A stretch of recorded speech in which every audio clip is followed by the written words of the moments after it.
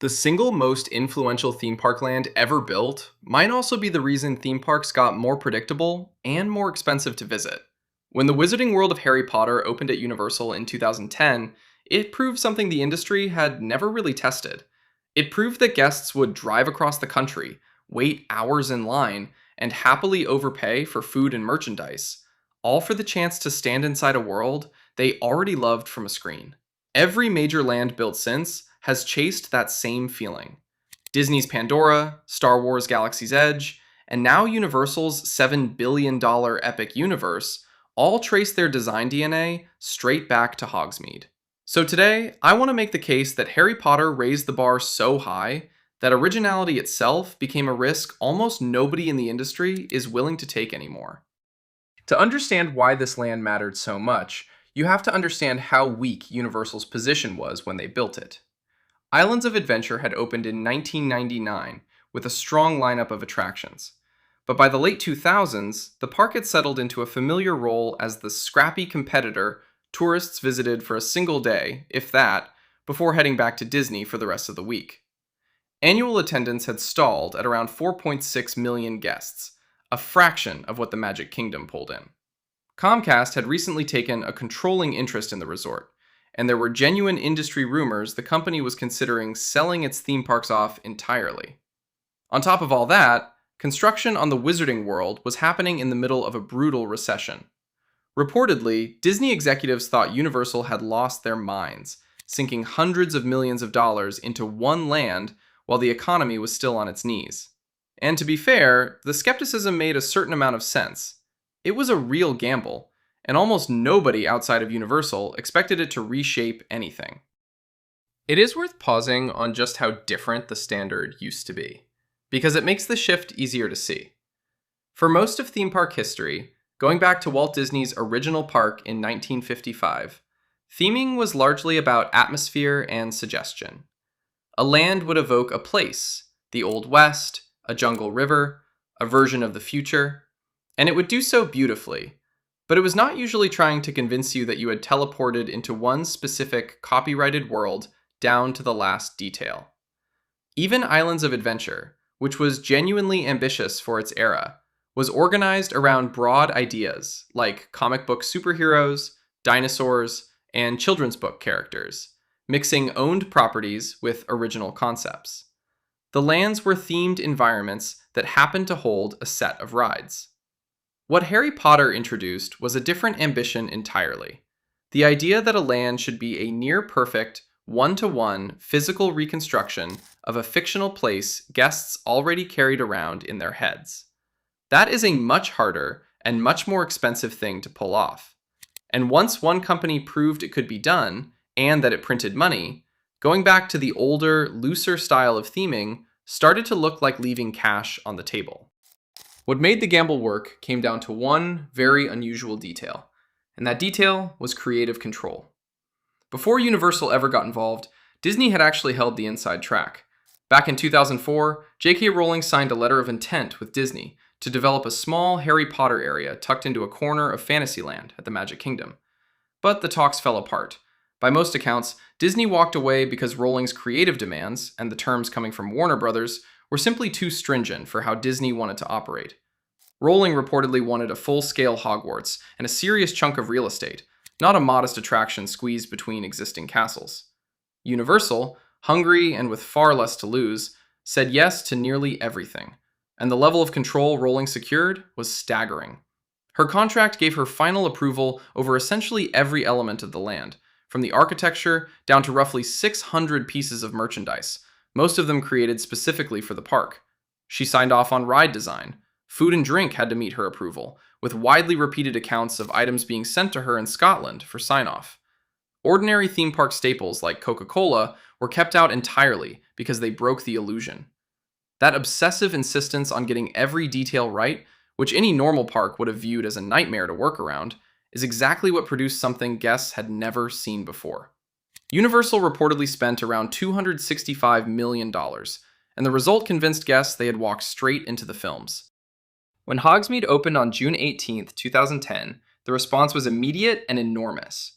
In the first year, Attendance at Islands of Adventure jumped to around 5.9 million guests, and the following year, the land's first full year of operation, it climbed to roughly 7.6 million. That is an increase of about two-thirds in the span of 2 years, driven almost entirely by one land. But raw attendance was only part of the story. Guests were staying longer, booking Universal's on-site hotels in far greater numbers, and spending money at a rate the resort had never seen. Butterbeer alone became a phenomenon, a non-alcoholic drink that guests happily lined up for and paid a premium to try. The turnaround was so dramatic that in 2011, Comcast spent over $1 billion to buy out Blackstone's remaining stake and take full ownership of Universal Orlando. The ripple effects went well beyond Universal's own gates. The surge helped kick off a years-long attendance slide at SeaWorld, and it shifted the entire balance of power in the Orlando market. The message to the rest of the industry was impossible to ignore. Take a single, beloved, pre-existing property, recreate it with fanatical accuracy, and guests will reward you with attendance and spending on a scale that ordinary attractions simply could not touch. It helped enormously that the land's headline ride was genuinely unlike anything guests had experienced before. Harry Potter and the Forbidden Journey sat inside the recreation of Hogwarts Castle, and the queue alone became famous, winding past talking portraits, Dumbledore's office, and the Defense Against the Dark Arts classroom, so that the wait itself was part of the show. The ride system was the real technical leap. Universal adapted heavy-duty KUKA robotic arms, the same kind of machinery used on car assembly lines, and mounted ride vehicles on them so that guests could be swung, tilted, and rushed through a combination of physical sets and enormous wraparound screens. The effect was a ride that felt like soaring alongside Harry over the castle and through a Quidditch match, and it blended a screen-based attraction and a physical dark ride in a way that hadn't really been done at that scale before. In the years after it opened, it was hard to argue Universal wasn't setting the pace on ride design as well as on theming. That combination, a flawless environment wrapped around a genuinely new kind of ride, is a big part of what made the whole package so difficult for competitors to dismiss as a fluke. There was another lesson buried in the Wizarding World's success that reshaped how every park thinks about money. It proved that guests would treat a theme park as a shopping destination in a way they never had before. Ollivander's, the wand shop, ran an interactive experience where a wand chooses a wizard, and guests would happily pay premium prices to walk out with a themed wand as a keepsake. Later, Universal added interactive spellcasting spots throughout the land, so that wand became a key that unlocked hidden effects in shop windows around Hogsmeade and Diagon Alley. Suddenly, the merchandise became part of the attraction itself, and guests were paying for the privilege of participating. That model, where the merchandise and the food are woven directly into the story of the land, turned out to be extraordinarily profitable. It moved the financial center of gravity away from rides, which are expensive to build and generate no direct revenue while they operate, and toward retail and dining, which print money.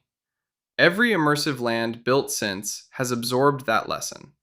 When you visit Galaxy's Edge and can build a custom lightsaber for over $200, or wander through Batuu buying goods reimagined as in-universe artifacts, you are experiencing the retail philosophy that Harry Potter validated first. Diagon Alley in 2014 sharpened the strategy even further. It opened in July of that year over at Universal Studios Florida, built on the plot that had housed the park's aging Jaws attraction. Where Hogsmeade was a quaint, snowy village, Diagon Alley was hidden behind a London street facade, so guests turned a corner and the Wizarding shopping district opened up in front of them, crowned by a full-scale Gringotts Bank with an enormous animatronic dragon perched on top that periodically breathed real fire out over the crowd. Its headline ride, Harry Potter and the Escape from Gringotts, folded a coaster, a dark ride, and 3D screens into another technically dense attraction. And to travel between the two lands on the Hogwarts Express, guests needed a park-to-park ticket that let them move between Islands of Adventure and Universal Studios Florida on the same day. In one move, Universal used a beloved property to push guests toward buying the more expensive multi-park admission. And it worked. The train ride itself was clever, with different windows and cabin scenes depending on which direction you traveled, so it rewarded riding it both ways. This pointed at something larger about how parks and studios now relate to each other. A successful immersive land keeps a franchise culturally alive for decades, long after the films stop coming out. Every time Warner Brothers markets anything Harry Potter, the lands ride that same wave of attention for free. And every time guests visit the lands, they are pulled back toward the films and the wider franchise. A theme park land became a permanent marketing engine for a multi-billion-dollar franchise, running for as long as the land stayed open. And that flywheel is a huge part of why studios became so willing to pour billions into these projects. Disney, to put it mildly, noticed. For decades, the company had treated itself as the untouchable gold standard of themed entertainment, and here was Universal, the longtime underdog, beating them at their own craft. The early responses were modest. Disney refreshed Fantasyland at the Magic Kingdom, added the Seven Dwarfs Mine Train, and even rolled out its own butterbeer-style drink called LeFou's Brew, which told you everything about who they were watching. But the real answer came in the form of enormous, franchise-driven lands built on the exact model Harry Potter had proven. In December of 2011, Disney struck a deal with James Cameron and Fox to bring Avatar to Disney's Animal Kingdom. Pandora, the world of Avatar, opened in 2017 at a reported cost of around $500 million, an entire land built around a single film. Its centerpiece ride, Avatar Flight of Passage, put guests on a simulated banshee flight over Pandora, and was quickly hailed as one of the best attractions Disney had ever built, while the land's floating mountains and glowing plants proved Disney could match Universal's fidelity when it wanted to. 2 years later came the big one. Star Wars: Galaxy's Edge opened in 2019 at both Disneyland and Disney's Hollywood Studios, with each version reportedly costing close to $1 billion. And it produced Rise of the Resistance, a sprawling multi-stage attraction many fans still consider the most ambitious dark ride ever built. The whole industry had effectively agreed on a new definition of what a headline land was supposed to be, and that definition came straight out of Orlando in 2010. And the spending only escalated from there. Universal kept exporting the Wizarding World, opening versions in Japan in 2014, Hollywood in 2016, and Beijing in 2021, each one a reliable engine for attendance. Then came the culmination of the whole strategy. In May of 2025, Universal opened Epic Universe, an entirely new theme park in Orlando, built at a reported cost of around $7 billion, funded in no small part by the fortune the Wizarding World had generated over the previous 15 years. Epic Universe includes a third Harry Potter area, a Ministry of Magic land, alongside worlds themed to Super Nintendo, How to Train Your Dragon, and Universal's classic monsters. It is essentially an entire park built out of the Harry Potter playbook, applied to franchise after franchise. Disney, for its part, responded to the Epic Universe threat by announcing a 10-year, $60 billion investment in its Parks and Experiences division. Sit with those numbers for a second.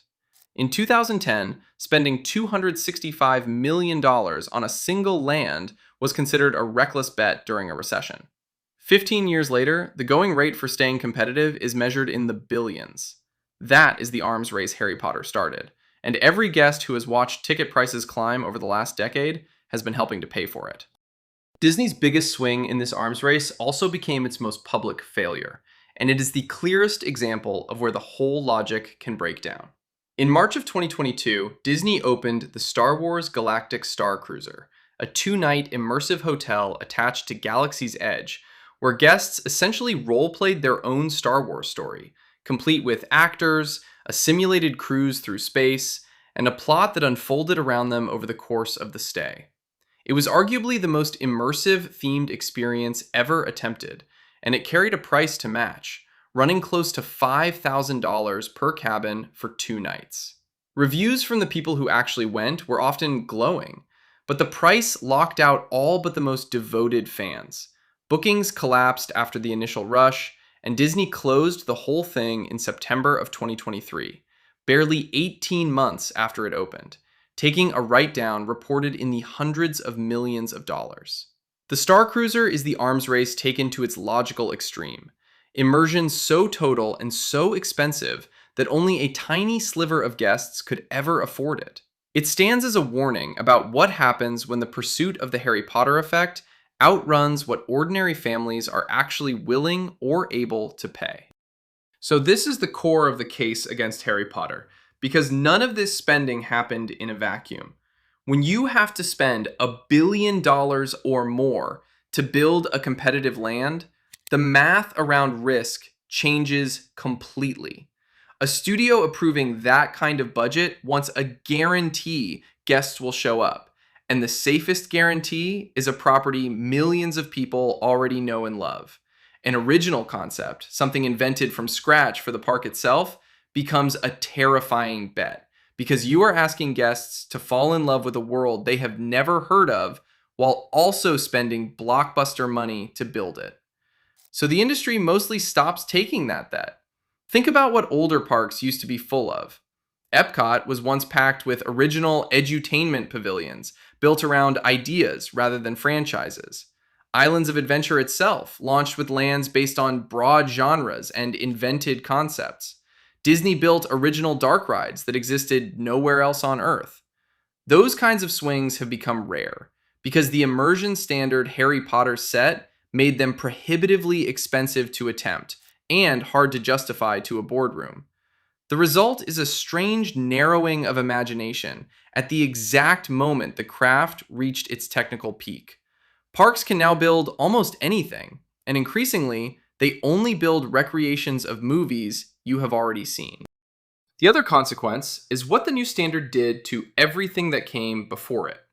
Once guests experienced a land where every window, every sound, and every menu item reinforced a single, believable world, their tolerance for anything less collapsed.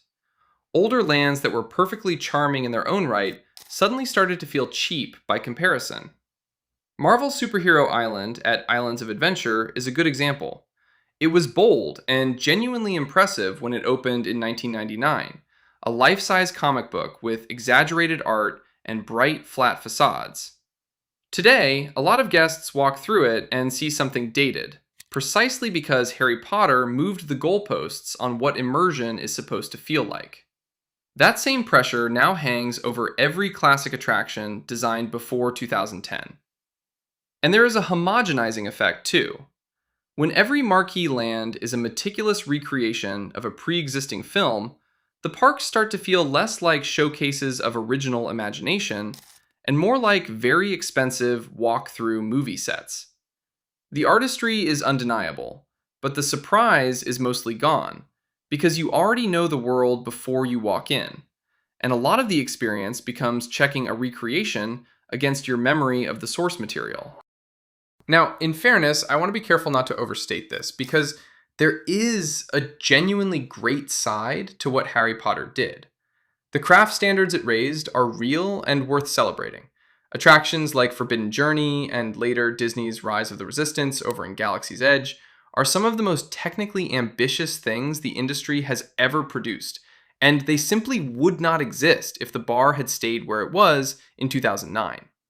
Guests clearly love these immersive worlds, and there is nothing wrong with wanting to stand inside a place you have only ever seen on a screen. None of this is an argument against immersion itself. The damage showed up in what the immersion arms race crowded out.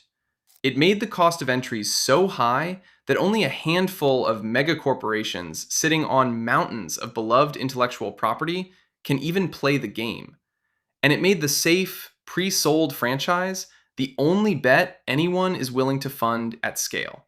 Galaxy's Edge is actually a perfect illustration of the tension. Disney spent close to $1 billion on it, then made the relatively bold choice to set it on Batuu, an original planet rather than a nostalgic location from the films. And that one move toward originality remains one of the most common complaints guests still have about the land. Which brings us back to the original claim. Harry Potter reshaped the theme park industry precisely because it succeeded so completely. The land worked so well and set expectations so high that the expensive, franchise-driven, play-it-safe bet became the only rational move left on the board.